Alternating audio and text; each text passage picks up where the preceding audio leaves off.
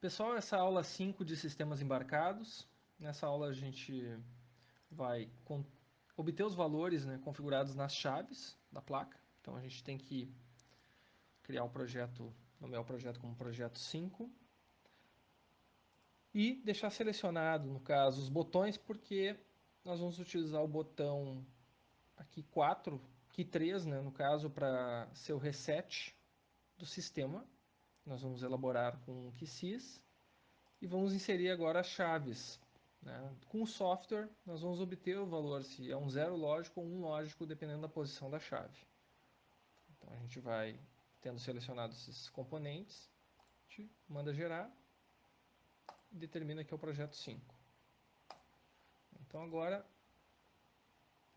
vamos nos dirigir até a pasta do projeto 5 e abrir o quartos. Bom, o processo de mapeamento das chaves vai ser semelhante aos LEDs. A única diferença é que nós vamos mapear os pinos como entrada, ao contrário dos LEDs. Então a gente vai utilizar o componente PIO nesse processo. Esperar abrir.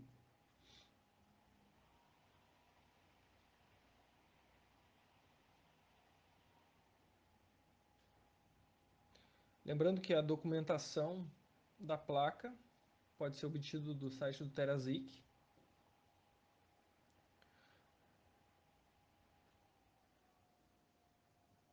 E lá consta um manual com todos os pinos, né, os quais a gente pode mapear diretamente na ferramenta, não necessitando do uso da ferramenta System Builder. A ferramenta System Builder é para facilitar o mapeamento dos I/Os, mas não há necessidade de utilizá-lo.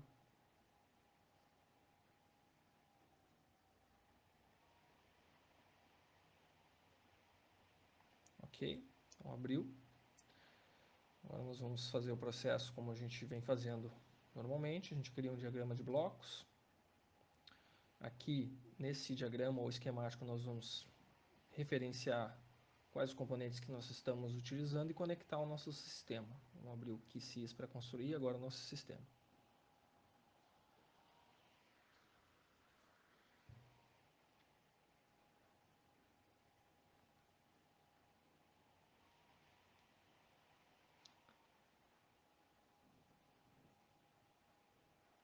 Nesse sistema, então, nós vamos ter o processador, na iOS 2, então a gente vai buscar o processador aqui no catálogo IP. Esperar carregar o keysys.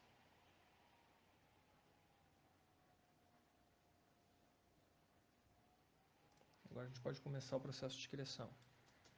Então, vou buscar na iOS 2, referenciar o processador e a gente vai utilizar a versão F.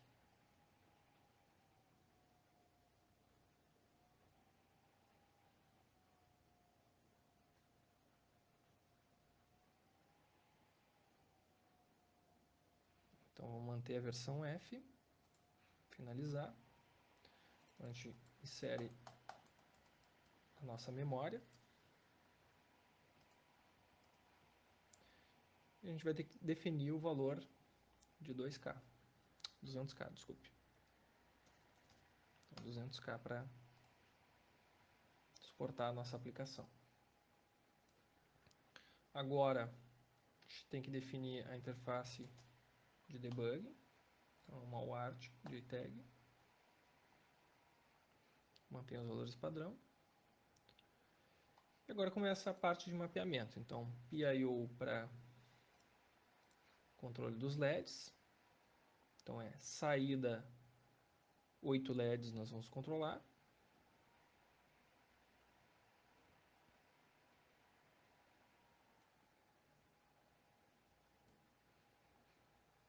A gente vai renomear agora, em termos de organização, o nosso PIO. Então, vai ser PIO LEDs. E vamos inserir um novo componente PIO agora para as chaves. Então, a gente vai ter que configurar como input e nós só vamos utilizar 8 chaves para mapear uma para cada LED.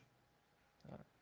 vai ficar mais claro quando a gente desenvolver o software. Então a gente vai definir o valor, refletir a posição das chaves para cada bit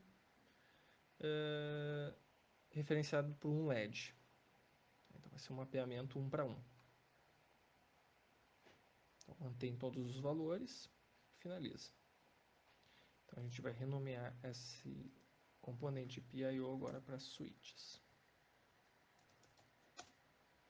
Bom, o processo é o mesmo que a gente tem feito até então. Então a gente vai primeiro definir uma rede global de reset, vai conectar cada um dos clocks, cada um dos componentes, vamos conectar os clocks, data master no switch, data master nos LEDs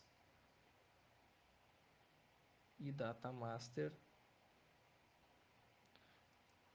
no JTAG, data master instruction master da CPU conectado à memória on chip. O que nós temos que fazer agora é exportar os LEDs e as chaves para serem conectadas ao mundo externo. Então, vou chamar de LEDs, os pinos a serem exportados, e switches. Falta conectar a interrupção da JTAG no processador. Temos algumas sobreposições de endereço. Então, nós temos que assinalar o endereço base e agora falta simplesmente configurar, né, os vetores de reset para memória on chip e para exceção. Bom, a gente não tem mais nenhum erro, podemos salvar e nomear nosso sistema como Nile System.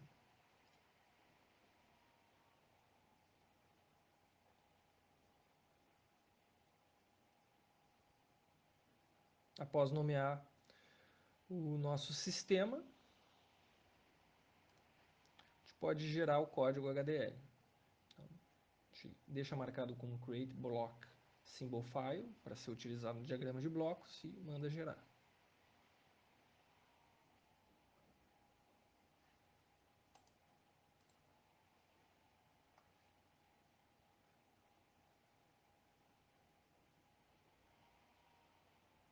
Após a geração do código HDL, a gente pode voltar para o Quartus e concluir o diagrama de blocos.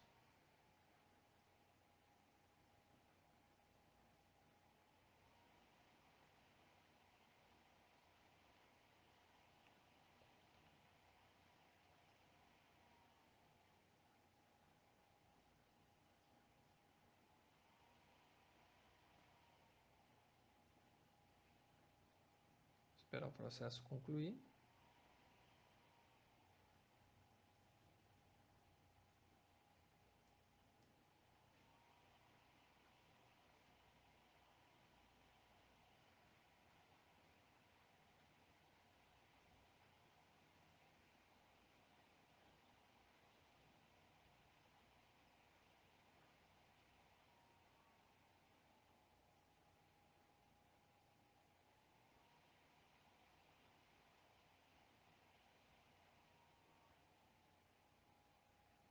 Finalizando.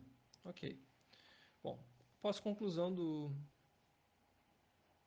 nosso sistema Nile, nós podemos voltar para o Quartus. A gente clica duas vezes em cima do diagrama de blocos e procura pelo nosso sistema criado. Então vai em projeto 5, Nile System, e o nosso sistema. A gente referencia o nosso sistema então, ao diagrama de blocos e começa a construir o nosso esquemático. Então primeiro a gente coloca os pinos de entrada, clock, reset e chaves. E um pino de saída para o controle dos LEDs. Então a gente vai inverter a direção, vai posicionar ele ali. Então agora a gente conecta cada um dos pinos.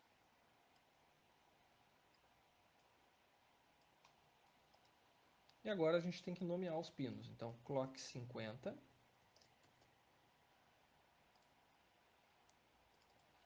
LED R de 7.0, key 0, que é o nosso reset do sistema, e SW-7.0 para serem as nossas chaves. Bom, a gente tem que conferir essa informação no nosso arquivo QSF. Então a gente pode abrir o arquivo QSF do projeto 5 e verificar se esse é o nome se esses são os nomes das chaves, né? Então é em minúsculo mesmo. A gente pode confirmar dessa forma.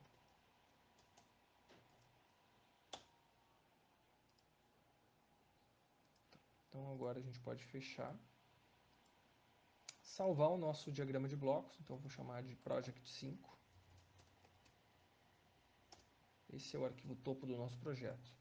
Bom, como é que eu posso definir ele especificamente como o nosso arquivo topo? Então eu tenho que ir em Settings e inserir os arquivos necessários ao projeto. Então o projeto 5 já está incluído, então, mas se ele não tivesse incluído a gente teria que fazer essa etapa. A gente tem que definir o nosso sistema NIOS, então IP Core.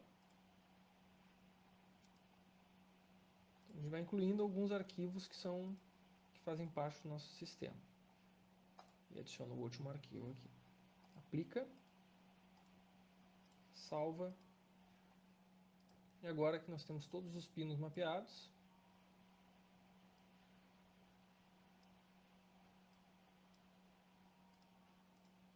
então a gente pode mandar gerar. Então a gente salva e manda gerar. Bom, vou ter que ajustar aqui, né? O processo vai ter que parar de compilação porque faltou ajustar corretamente o nome. Faltou colchetes aqui na especificação da chave. Então vou salvar novamente e começar a executar. Bom, o processo está concluindo, pessoal. Está chegando em 99%. A gente pode observar aqui no diagrama de blocos que todos os pinos têm referenciados, né, resolvidos os nomes que a gente deu para eles em relação aos pinos da placa. A gente pode verificar essa informação aqui no Assignment Editor. E agora a gente pode, né, processo concluído de compilação, 0 erros. A gente pode programar a placa. Então a gente vai em Programmer.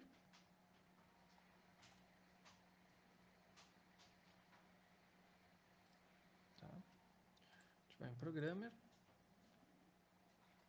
E vai aparecer ali o 5C SEMA F31.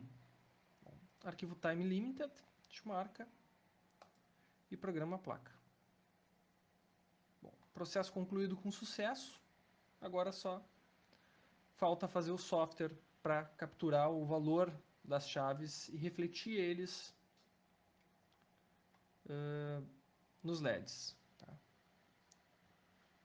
Isso aí.